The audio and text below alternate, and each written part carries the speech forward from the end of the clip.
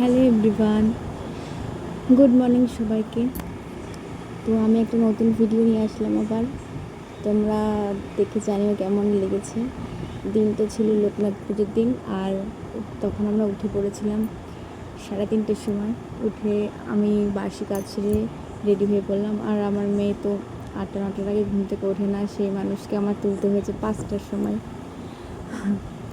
তো okay ready করাবো, খাইয়ে রেডি করাবো একবারে। তো আমি রেডি হয়ে গেছি স্নান টান করে।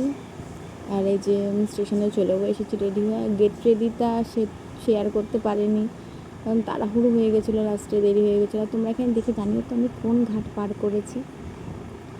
যদি তোমরা দেখতে পাও অবশ্যই কমেন্ট করো। তো আমার মেয়ের যে প্রথম লঞ্চে ওঠা, ও সত্যি খুব আনন্দ পাচ্ছিলো। ট্রেনে উঠেও খুব আনন্দ পাচ্ছিলো, যেহেতু আমার মেয়ের সাথে প্রথম মানে এত দূর কোথাও আসা, মানে মেয়েকে নিয়ে আমরা সবাই মিলে গেছিলাম।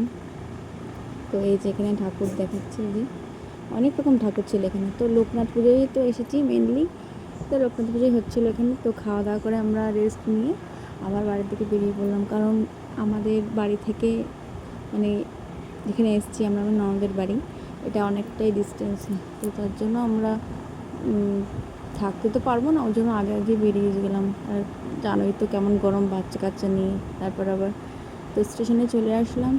আর এই দেখো আমার মেয়ে ট্রেনে উঠে কি মজা করছে, ওর খুব মজা লেগেছে। তো ভিডিওটা এই অবধি। তোমাদের যদি ভালো লাগে লাইক কমেন্ট শেয়ার করে দিও। আর দেখা হচ্ছে পরে ভিডিওতে। টাটা।